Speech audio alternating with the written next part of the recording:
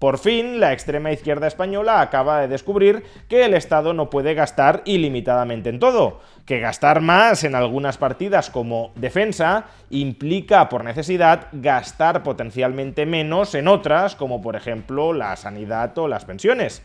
¿Cuánto tiempo durará esta caída del guindo de la izquierda española y qué otras lecciones importantes se extraerán de ella? Veámoslo. En una economía donde los recursos no sean absolutamente sobreabundantes, si el gobierno gasta más, es a costa de que el sector privado gaste menos. Y si el gobierno gasta más en unas partidas, es a costa de que gaste menos en otras partidas. Esta idea tan sencilla es lo que se conoce como restricción presupuestaria. El gobierno no puede gastar ilimitadamente más en todo. Si el gobierno quiere incrementar estructuralmente el gasto público, a largo plazo tendrá que financiar esos mayores desembolsos o con mayores impuestos o con mayor inflación. Tanto por una vía como por la otra se sustraen recursos del sector privado para que disponga de ellos el sector público. Y a su vez, respecto al conjunto de recursos que el sector público le extrae al sector privado, si el Estado decide destinar más recursos a unas partidas, lo hará a costa de los recursos que podría haber destinado a otras partidas. Pues bien, durante muchos años la izquierda española ha negado desde su misma raíz este concepto de restricción presupuestaria. Por ejemplo, desde Podemos se nos repetía continuamente que el Estado podía gastar más en todo, que podía gastar más en pensiones públicas, que podía gastar más en vivienda, que podía gastar más en educación, que podía gastar más en sanidad, que podía crear una renta básica universal que sustentara con un sueldo digno por meramente existir a todos los ciudadanos de España, que podíamos incluso bajar la edad de jubilación y por tanto pagar una mayor cantidad de pensiones a un mayor número de gente que dejara de cotizar, etcétera. Es decir, que durante mucho tiempo Podemos nos quiso convencer de que vivíamos en el país de la piruleta.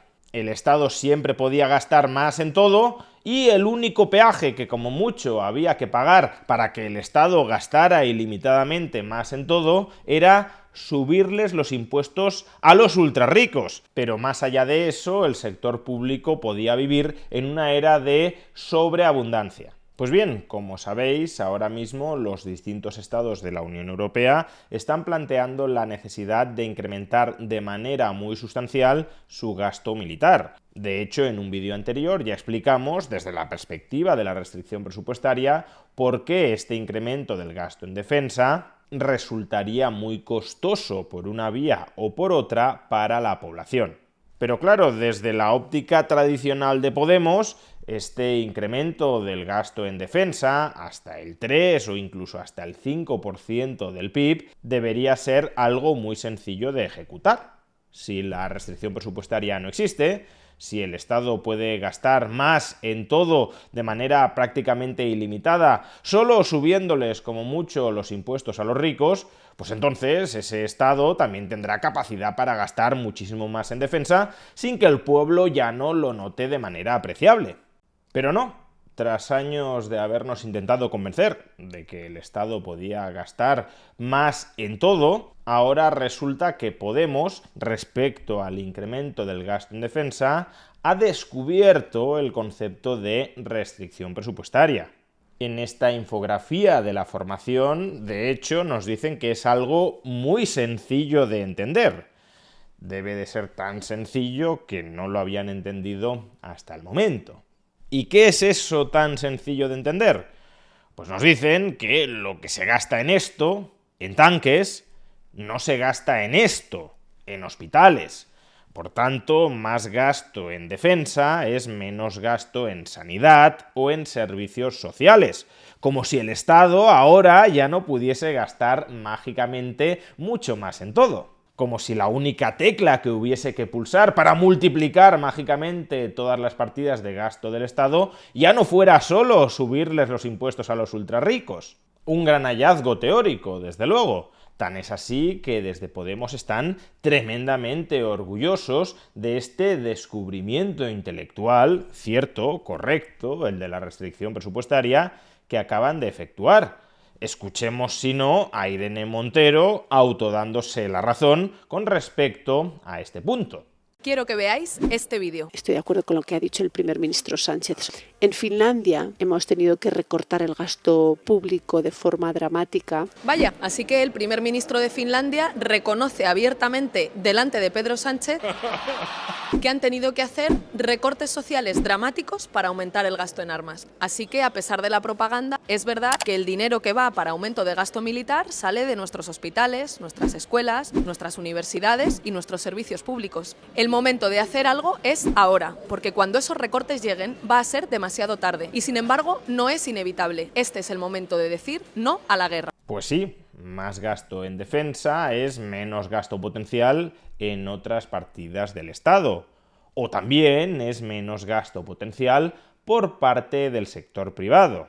Y si no quieres caer en engaños, en trampas financieras tan básicas como esta, como las que desde hace mucho tiempo nos han estado contando desde Podemos, una forma de incrementar apreciablemente tu conocimiento financiero es a través del título en especialización universitaria en inversión multimercado y diversificación, impulsado por la Universidad de las Hespérides y VisualPolitik. Un curso ideado para aprender a invertir desde cero en distintos tipos de activos y mercados financieros y también en obtener las herramientas básicas para la planificación financiera personal. Se trata de un curso con 12 módulos que se extenderá a lo largo de un año, un módulo por mes, y en el que se desarrollarán áreas tan variadas como las finanzas personales y la gestión de riesgo, la gestión empresarial, la fiscalidad y el private equity, la renta variable, la renta fija, las materias primas, los derivados financieros, Bitcoin y los criptoactivos, la inversión inmobiliaria o el análisis geopolítico para la inversión. Estos módulos se contará con profesionales especializados en ellos, por ejemplo, Pau Antó, Marc Urgell, Gustavo Martínez, el director general de Cobas, Javier Pastor, Sergi Torrents, Álvaro de María, Antón Díez y un larguísimo etcétera, dentro del que, por cierto, también me encuentro yo mismo. Si quieres obtener más información e inscribirte en las últimas plazas disponibles de este título de especialización universitaria en inversión multimercado y diversificación, puedes obtener esa información y apuntarte al curso pinchando en el enlace que aparece en la caja de descripción de este vídeo o en el comentario destacado.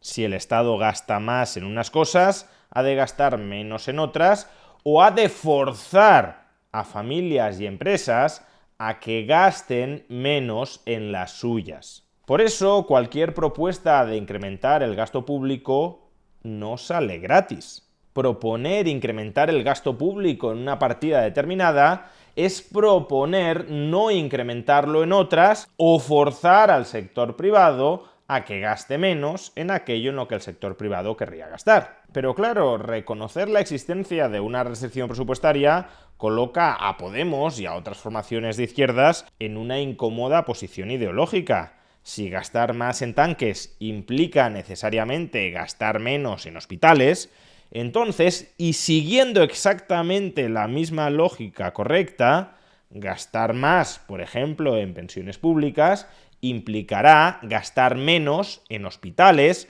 o en vivienda.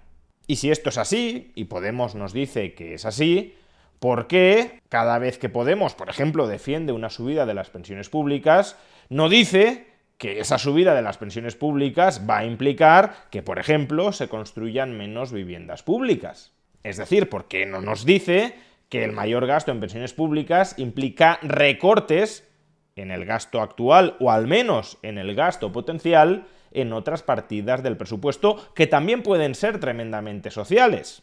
Porque lo que no tiene ningún sentido es que nos pretendan convencer que la muy cierta restricción presupuestaria solo opera entre tanques y hospitales, pero no entre escuelas y hospitales, o entre pensiones públicas y sueldos públicos, o entre vivienda pública o gasto público en I+D+I. El coste de oportunidad y la restricción presupuestaria existen siempre, y que Podemos únicamente la resalte únicamente la denuncie cuando se esté planteando aumentos del gasto público que no le agraden a Podemos, y no entro ni siquiera en si es correcto o no es correcto que no le agraden, pero objetivamente los aumentos del gasto público en defensa no le agradan a Podemos, que Podemos únicamente hable de la restricción presupuestaria cuando está denunciando aumentos del gasto público que no le gustan y omita por entero la existencia de restricción presupuestaria y por tanto de costes de oportunidad de toda propuesta de aumento del gasto público que lleva en su programa electoral, no solo es de una tremenda hipocresía, sino que en última instancia, y si Podemos es consciente de la existencia de esa restricción presupuestaria, lo que está haciendo es engañar a los votantes, porque les está prometiendo el oro y el moro sin advertirles sobre cuál es el coste oculto de cada una de las promesas de aumento del gasto público que sí defiende Podemos. En definitiva, bienvenida sea la izquierda española al reconocimiento de la existencia de una restricción presupuestaria a cualquier medida de gasto que plantee el gobierno, pero ojalá aplique esta misma lógica exacta de la restricción presupuestaria no solo al gasto en defensa, sino también a todo su programa electoral.